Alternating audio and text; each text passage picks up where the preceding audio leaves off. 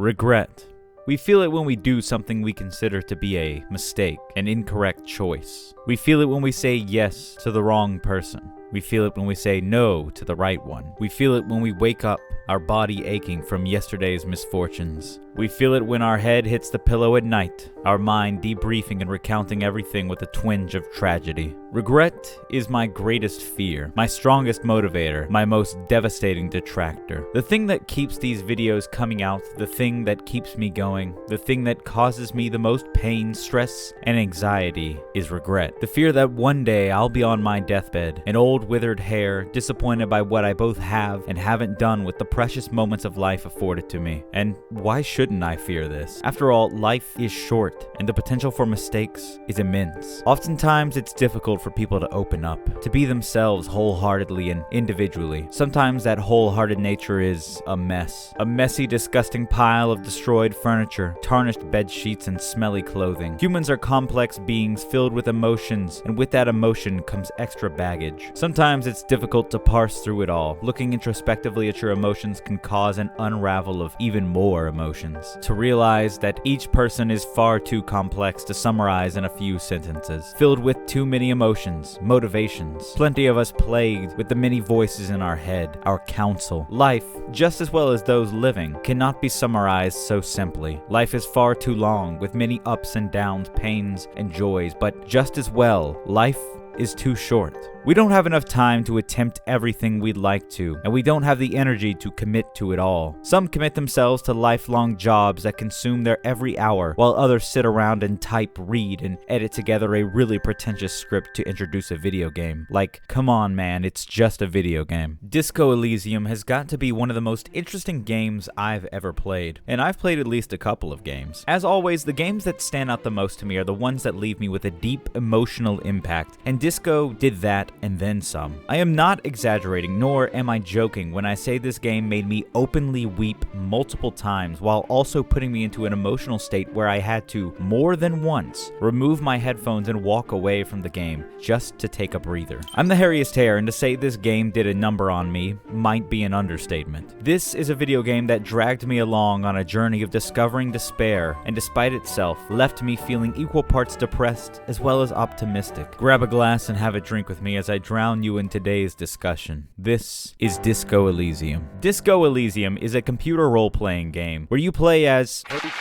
a detective for the on a case here in the After a night of super partying, you've awoken with only a fading memory of the life you once lived. Instead of a head full of memories, you're left with just the voices inside your head. Not the more simple ones I or anyone with internal dialogue contains. These are very different. Loud, controlling, malicious. Maybe they're not that different after all. At the start of the game, you're presented with your usual stat sheet, except with a major twist. Instead of the usual concepts like strength, charisma, and endurance, we are given more abstract ideas. 4 categories: intellect, psych, physique, and motorics. Amongst these categories are 6 very important skills per category, or more accurately, the aforementioned voices in your head. In total, 24 whispering voices, all vying to be heard. One delightful thing about this game is that the gameplay is nearly all dialogue. Even interacting with the most simple of things will still provide an absolute novel of text, and a well-written, well-voice-acted one at that. As you can imagine, this means that your influence over our detective's existence is how you interact with other people in the world around you. These skills are what will determine your interactions going forward. One thing about this game that fascinates me immediately is how these voices almost serve as a pseudo-party system, but instead of lugging around people on an adventure, it's just adjusting the volume of different parts of your brain. I won't go deep into all of them, but I will briefly sum them up, and hope that that explains how they would come into play during a playthrough. Alright.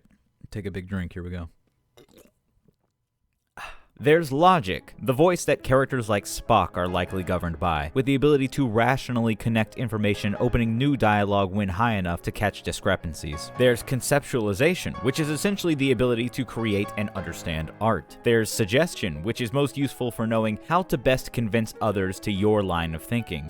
Time to bring out your secret charm, tears and begging. Opening up new paths with just your words. There's perception, the ability to see things without glasses or contacts. There's composure, the ability to hide your emotions and see other people's emotions without glasses or contacts. Encyclopedia is the book of facts you keep in your brain, that nerdy kid who chimes in to drop the exact historical definition of events as they come up casually in conversation. Rhetoric is what governs if you know how to talk like a normal person, and at least once ended up being a useful tool by helping me ask questions in a particular order so as to get the most information. There's drama. Drama provides the ability to present fiction as fact, but also really wants to increase the stakes of something just for the sake of the theater. Volition is willpower, which means it's mostly just your mental health, but fun fact, volition can resist the horny. Just keep that in mind. Inland Empire is a fancy way of saying imagination. Pump this stat if you want to have a talking Thai companion. Let's bail!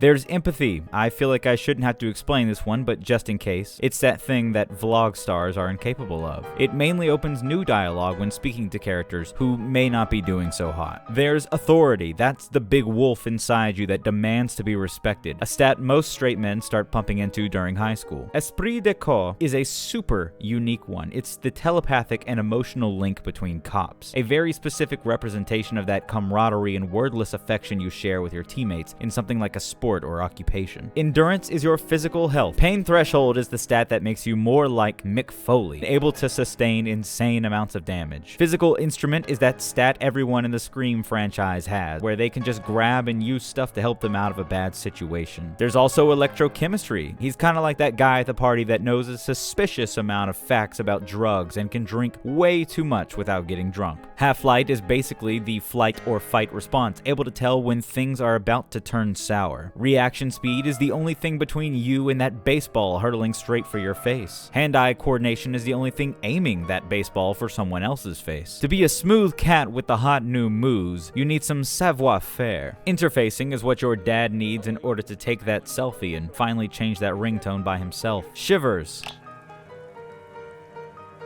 Have a brother in the cut.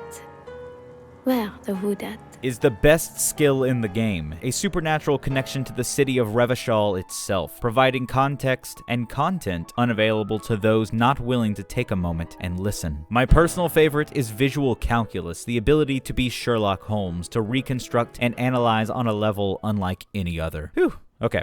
I think that's all of them. These voices in your head are the company you keep and the influences in your life. Think of them as multiple angels and devils on your shoulder with their own unique ideas and motivations, while also mostly lining up with your personal goals. One enjoyable aspect to me in any story is the unreliable character, those that shake up the journey in unexpected ways. In Disco, you are this element of chaos. Your interactions with others will often be insane, borderline criminal. You'll say things no sane person would say, do things that no rational person would try, and the voices in your head are only there to help influence you up or down this path of insanity. The personalities that ooze from your mind can reveal new information, help you understand situations that usually you'd have less of a grip over, and give you options you never could have predicted. What remains entertaining about this aspect is that the voices each have their own style when helping you, while also possessing their own goals. For example, drama always wants you to pick the more dramatic option, spice things up, even when that largely is to your detriment. However, drama isn't without its use. Drama can pick up on when someone else is putting on an act or just straight up lying. This duality means that you are both relying on your brain partners, but also incentivized to consider that they may not always be interested in the same goal as you.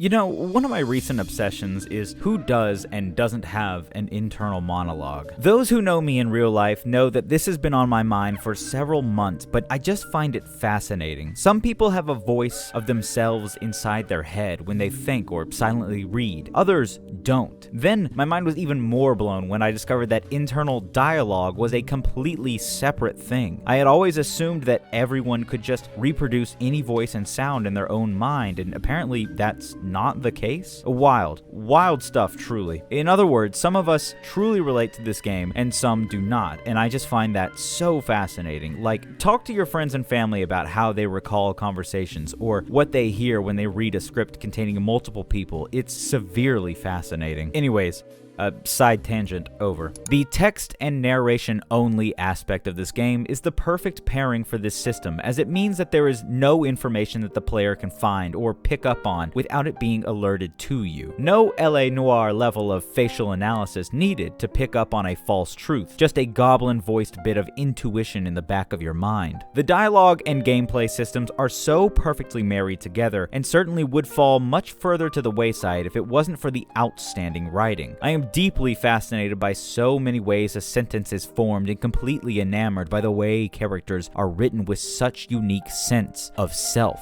This must be what reading feels like, but I'm no reader. And at initial launch, this game was released without full voice acting, and that was an extreme issue that held me back from looking at the game. Had I read my way through the story, I likely wouldn't have made it very far. Thankfully, we live in the timeline where Disco Elysium was given more than was necessary. Not only is there voice acting, it's sublime voice acting. Every character, every sentence is dripping with personality and unforgettable delivery. God, I know I shouldn't have brought it up. By the way, I heard you got a rather rude reception from a certain Lawrence Gart. Willingly calling yourself a âme sandwich. How far the Occidental haplogroup has fallen. Help! He's digging his dick out! The curious blend of accents and standout character writing layers so well to make each individual difficult to forget. But the narration, oh. You hear a jingle.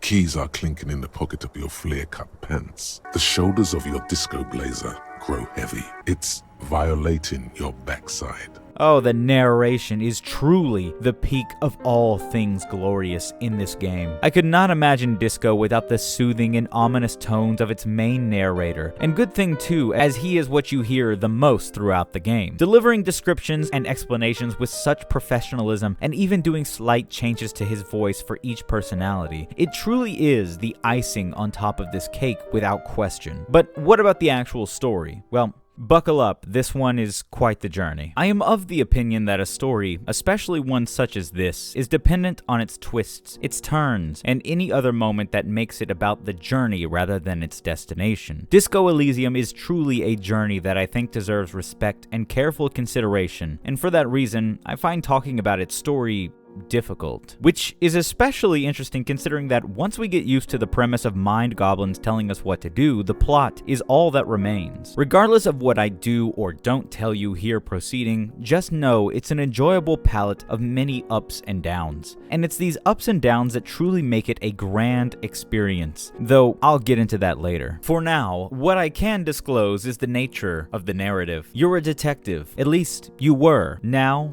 I'm not sure what you are, other than a hungover amnesiac with a room that you destroyed and a drunken stupor. As you slowly piece together who you are, you're confronted by your new partner who has been sent to assist you, Kim Kitsuragi. The two of you are not acquainted. Kim is from a different precinct in a different district, and your current case falls somewhere in between the two districts' jurisdiction. Kim is incredible, like seriously, 1 in a million. No matter how you try to play this game, Kim is shockingly patient and willing to help you, though whether you deserve that sort of respect and patience is strongly questionable. But he's not a very cheery sort either. Kim has a sort of strictly business way about him, one that you may find in conflict to your behavior, and yet he still feels like the perfect partner. You've got a good dynamic, good cop, clinically insane cop. And what's so cleverly done is the weaving of this characterization into the narrative. The case that the two of you are on is based on a lynching that's occurred right in the backyard of where our detective is staying. A man hung up in a tree with a construction belt, sturdy and unrelenting. This man is stripped to his skinnies, all but his boots. These boots are suspiciously high-grade material, not something that just anyone can get their hands on. The boots of a mercenary. This man has been hanging here for a very long time. Along with the stench and decay of his person are bruises covering his body from the nearby kid throwing rocks at the corpse, Kuno.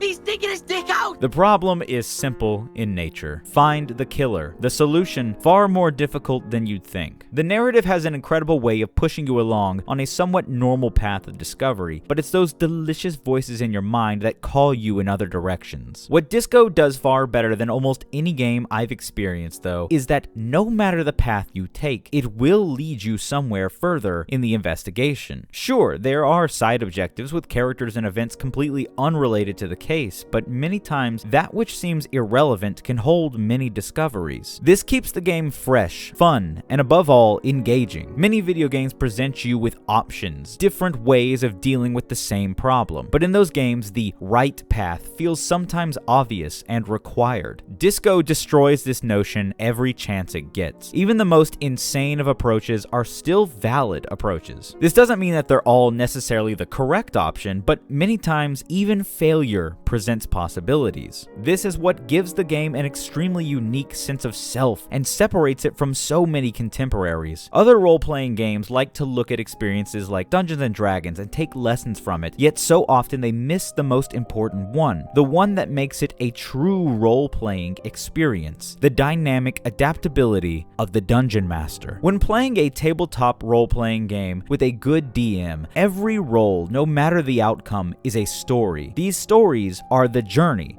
They are what make up the experience. Disco takes this lesson in strides. One of the first failable rolls doesn't punish you for taking a risk and falling on your face. In fact, it rewards you. You failed with such style and bravado that it's respectable, yet also pitiable. This is the dynamic duality that Disco always carries with clever, controlled carefulness. A victory within every failure, a failure within every victory. This isn't just present in its systems, but also its plot. Our detective is a man so tortured by his past that he drank, drugged, and sobbed his way into the darkest pits of his own mind and came out the other end with no memory of who he was. But with this sorrow comes the chance for something new, a life to make your own. For every moment, Disco has made me chuckle and even laugh until it hurts. There was a moment that made me audibly sob. Disco Elysium is the perfect balance of ups and downs throughout its narrative. For every long and potentially uninteresting conversation, there is another oozing with intrigue. For every deplorable character with disgusting demeanor, there is another with sound reason and bright optimism. Your dialogue options in this game are lathered with humor and hilarity. Sometimes it's just the very concept of having the option and knowing its ridiculous possibilities that is enough to make me laugh, but other times it is the genuine absurdity of what lies behind the sadness. Our detective isn't just pathetic, he's laughably pathetic. The life he left behind is difficult to parse through and brings up so many painful, sealed away memories. But what kind of person are you? Do you unearth these memories just for the satisfaction of having answers on who you once were? Or do you avoid them, ignoring the past and stubbornly focusing on the present and future? Sins aren't washed away so easily after all, not when you're surrounded by those you once hurt. Let me take a drink.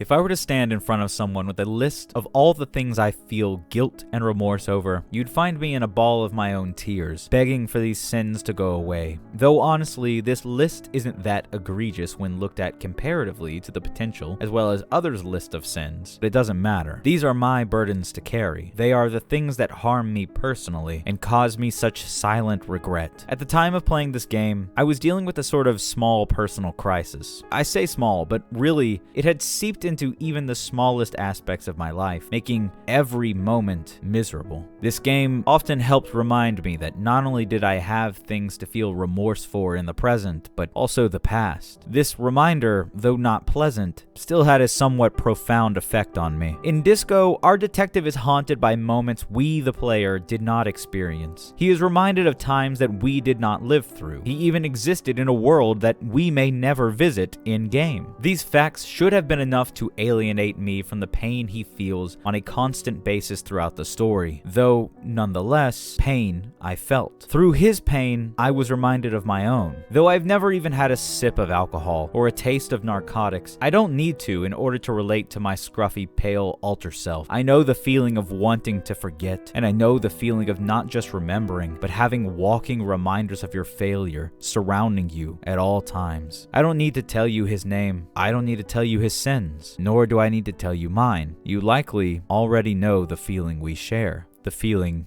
of regret. The world of Disco Elysium takes place in the city of Revachol. Revachol is a place that calls to mind cities I have seen in my family's many trips across America, filled with both painting-like beauty while simultaneously containing disgusting destruction. Every dingy corner is filled with the trash of its modern denizens, as well as the rich history of those long past. This is emphasized most effectively with Disco Elysium's very unique art style. Just like Revachol and its inhabitants, it strikes that painterly beauty while also looking like every stroke of paint is corrupted with dirt and grime, invading what could be a wondrous beauty with something more rotten. Rather than making everything seem horrid to observe, it creates its own unique visual language. Blending the two, whether intentional or not, ends up marrying this visual identity to that of the city surrounding our plot, as well as intimately tying it to the protagonist himself. Coming full circle, this furious tornado of blending beauties and their disgusting realities is, to me, disco's main message and charm. Disco Elysium is well known for its takes on politics, philosophy, and ideologies, unafraid to tackle many topics true to life. Similar to disco's ongoing blend of the positive and the negative, emblematic of reality, the game spares no expense at constantly referring to both in every given situation. For every character with a particular political alignment, you can poke and prod at them and their ideals, but just as well, they are prepared to poke and prod back. Where many games that dip their toe into the reality of politics come bearing their story and characters as a weapon to help emphasize their particular belief, Disco goes for what may, once again, be the road less traveled. Disco allows for any one player to bounce between any ideology they so desire, giving dialogue options for many and unlocking more if you desire by locking your political affiliation into your thought cabinet, which is another mechanic in this game that I don't feel like explaining. These potential thought cabinet additions are, however, presented with an exaggerated tone at all times. As I have iterated in a video previous, to love and believe in something is to also know its flaws. To be a sane and rational member of a group, you must also be aware of what the extreme radical side looks like. Disco allows you to play both if you so prefer, yet Disco's overall tone insists that if a ridiculous, over-the-top option exists, it is the path that provides entertainment in its truest form. Thus, you aren't just a guy who says many communist things, you are now a man who inserts workers' rights and the overthrowing of bureaucrats in almost every conversation, even if it doesn't pertain. You aren't just someone who believes in capitalism's grander ideals, you believe in monetizing every drop of sweat off of every cop's brow, namely yours. The politics of Disco Elysium are initially something I hadn't given any second thought towards, and originally hadn't included in this script, but after typing much of this script, I realized that I had successfully not talked about the political machinations of Disco Elysium despite it being a standout part for so many who had played it. And initially, it didn't jump out to me. I took Disco's hatred for every thought as just part of its overall identity. However, it's when I began to include the overindulgent section about the city itself that I realized just how intimately both are tied to Disco's overall duality of love and hate. There will always be holes to poke into any political affiliation, because there is no such thing as a universally applicative system.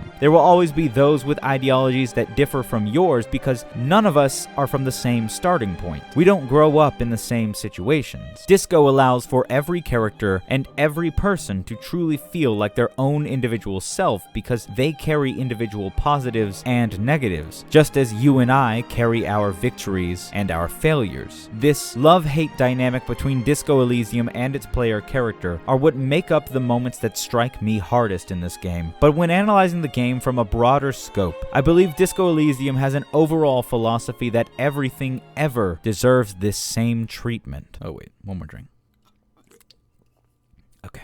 Many religions, but especially the one I'm most familiar with as a resident of America's Bible Belt, contain a fundamental concept in regards to humans and their instinctive nature. There are many gentle ways to word it, however, I will be direct. we suck. Humans are naturally selfish, vindictive, conniving, and self-destructive. We can teach each other to have stronger values and to lead a better life, but according to most, we are, at our core, vile cavemen who have only evolved enough to stretch the word survival to suit our modern sensibilities. Thus, the piggyback of learning the lesson that sin is a concept and we are born into it against our will is to comprehend that you are, inherently, a form of evil that roams this earth. And if evil is the enemy of good, then you yourself are an enemy opposing your best intentions. It should come as no grand surprise that the thought rapidly evolves from here to one of self-flagellation, festering resentment for one's own existence, hating the supposed sinful flesh you inhabit, repeatedly begging for your actions to be forgiven by others, but still holding on to your own sense of guilt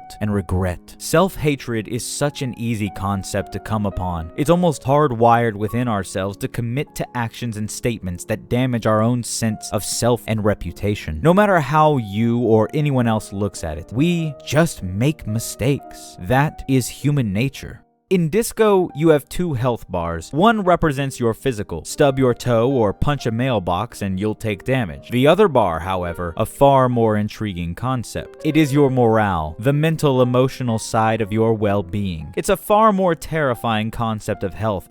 At least, its terrifying nature is more clear when you realize the type of character our detective is. Morale can take a hit in many ways, but let's look at it through the lens of reality because we like to have fun here. Have you ever been outwitted? Someone you underestimated gets the one up on you, and your loss doesn't just hurt, it's got a demoralizing sting to it. Or what about the time you asked that lady how far along she was, only to be met with a horrified look? She's not pregnant, is she? Or what about that one person you meet and have a lovely little chat with, only for them to hit you with the, "You don't remember me, do you?" Only for them to reveal that you once said something heinous to them. The double whammy of embarrassment, knowing that they think you're an ignorant fool and that you were once unnecessarily cold to someone who surely didn't deserve it. It hits you like a sack of bricks. That is morale damage, and that is the true insidious killer in this game. Because as soon as you have the ability to heal the damage, you should use it, because this is life. To hurt, to heal, to hurt again. Making a mistake is never fun. You look foolish, you feel foolish, and even if no one was there to see it and hold it over you, you were there, you remember what you did. Forever onwards, for as long as you give it power, that mistake wasn't just a one-time pip of damage. It's damage every time it comes up again. That is regret. That is what so many of us are encouraged to carry with us through life. This emotional and mental damage. And eventually, what happens when the damage outweighs the ability to heal from that damage? What does a life of regret look like if we continue to hold on to them? What are the wages of sin? Death?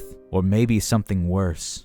I spent a large portion of my life feeling sorry for myself. As a young person, I was beginning to wake up to who I was as a human being and realizing I hated nearly everything about the guy I saw in the mirror. I had developed so many high standards for myself and felt that I hadn't met almost any of them. Above all, however, in my teenage years, I grew angry, not towards my parents or my friends, but towards myself. I had wasted so many years, it felt like, being sad and wishing I was someone I wasn't. I spent several years going forward changing so much about myself that I'm so far away from that person I once was. And yet, no matter the distance, no matter the changes, it still lingers inside of me. Regret for all the decisions I did and didn't make. Sorrow for all the victories I'll never achieve. Fear of the possibility that I'll end up on my deathbed, look back, and still regret all of it. This self-hatred has eaten away at me for most of my life, and in tandem continues to control me in ways I'll never be able to shake. In Disco Elysium, the game presents many moments where you pry into the detective's past, reading letters, police reports, but the most heart-shattering one in my mind comes when you find a lonely, completely random payphone. Within Disco, there are dozens of things to interact with. Occasionally, it's that of the mundane, a mailbox or a weightlifting bar. Other times, it's advanced technologies or even something strange and seemingly unnatural. With our detective being an arbiter of anarchy, we are free to interact with these seemingly random, unrelated objects to our heart's content. It's these little moments that capture my mind the most. The mailbox, maybe it's hiding something related to the case. The weights, can we lift them? The machinery, seemingly seemingly abandoned in this office for failed game developers. Where do the owners go? When we press the call button outside of the abandoned building, why and how does someone answer? Is it another sign of insanity? Is the technology on the fritz? Or is there a ghost of the past truly communicating with us? With a protagonist this remarkably unreliable, how can we be certain? It is, in combination, these two factors that create my favorite and most heartbreaking moment in all of Disco Elysium, the payphone. Interact with it. Pay your coin patronage and dial a random number. Calling. Someone answers. An old woman you've never known and will never meet. The call disconnects. For the sake of curiosity, do it again. Calling. Calling. A random number. More dialogue with a stranger that remains entertaining but easy to shrug off as just more Disco Elysium funsies. Let's do it again. Another random number. Calling. Calling. Calling. Still calling. Another man, hysterical, in debt, involved in trouble. Mess with him too. More disco fun times. Another one then. We have the coin to spare. Calling. A quick answer. A quick hang up. The coin wasn't swallowed. Let's make another call then. Close your eyes. Dial at random. Let the fingers dance without sight. But what if the number you're dialing isn't so random? That lingering combination of inputs that rests on the edge of your fingers. The number that you've dialed so many times that it no longer takes memorization. Your muscles just twitch on their own. Your hands move before you ever command. The natural superposition of the fingertips when coming in contact with a series of numbers. The phone is ringing. Calling. Calling. Calling. Calling. Calling. Calling. Calling. Calling still. Then the ocean breaks. Out of the depths, a woman's voice emerges. Small. The dearest thing you've ever heard. Punching in a seemingly random phone number, the one that rests just on your fingertips. On the other end, real or imaginary, answers regret. Dora, who is this? The connection is bad. Dora. The name feels like a gift. A gift that was meant for you, to make it possible to live. Tears in my eyes, an angel of the past approaches.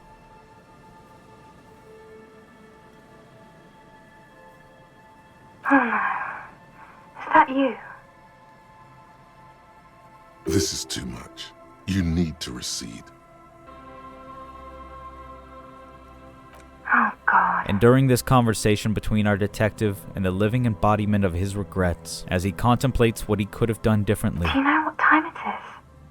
It's so late here. as he bargains and pleads with God, as he pathetically wishes it could have been different, it hits me. I finally get it. What do you want to talk about that we haven't talked about already? This is bad. You feel your right hand on the handset crimping up with pain. Oh no. Please stop. Please, let's just hang up. Harry. Disconnect tone. The machine ran out of money.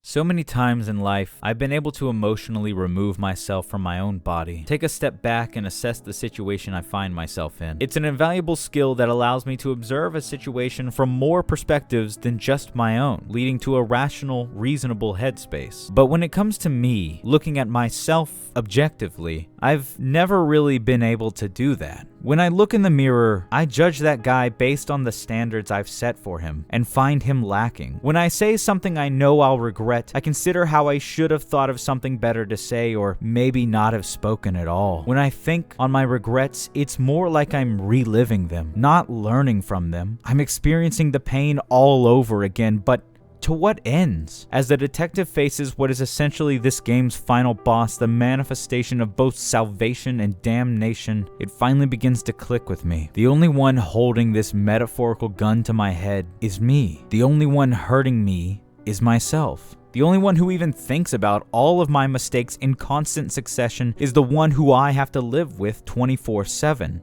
my own self. I have made mistakes. I've hurt those I love. I've let down those who needed me. I've created pain where there was once happiness. I've cried and wasted many of the best years of my life. I have carefully considered the magnitude of every action I perform and allowed fear of that unknown power to petrify me. But when I see it all manifested in this mess of an amnesiac detective, I can begin to see it from a new perspective. I should let him live anew. The detective, through circumstances most unfortunate, finds himself in a position to live a life free of his former burdens, to wake up to a new day as if it's his first. I shouldn't put him through this song and dance any longer. No more, I say. No more reading, realizing, and judging. All I'm doing by looking into his past is uncovering pain and misery, when I should be living for today, right now. Sure, there are people that will resent what the old me did, but the new me is just an opportunity to make up for it, to shake hands, help where I can, smile, and allow us both a chance at a better life. The old detective sucks. The old me sucks. That's a sentiment we can all agree on. Maybe we can even bond over that. But I'm done with it all. I'm done with regretting the past. It keeps getting in the way of the future. And if I can make that decision to let it go and do better in a video game, why can't I do that for me too? Stop focusing on what he did and let's focus on what he can do. Just as I can focus on myself here in the present and release myself from the pain of who I once was. I mean, like, honestly, what does regret even get you? Wasted time, energy, and tears. Maybe a cool fashion sense if you're lucky. Why not use that time and energy on making something better right now instead? Maybe for you, a better you starts with a better breakfast or putting on some clothes that really scream what you feel. Maybe that new life you're looking for is just behind applying for a job that you've always been scared to try and get. Maybe the first step in this new world is solving a case or just allowing you to be yourself. Regardless, I don't want to let the self-loathing and regret consume me any longer. I just want to be better, to feel better. Is it kind of silly that it took a video game about a detective with voices in his head to make me realize this? Of course it is, but I can't change the fact that that's exactly what happened. That's what I walk away from Disco Elysium feeling. That's the lesson it gave me. To let go and be the best me that I want to be. The only thing holding me back is me.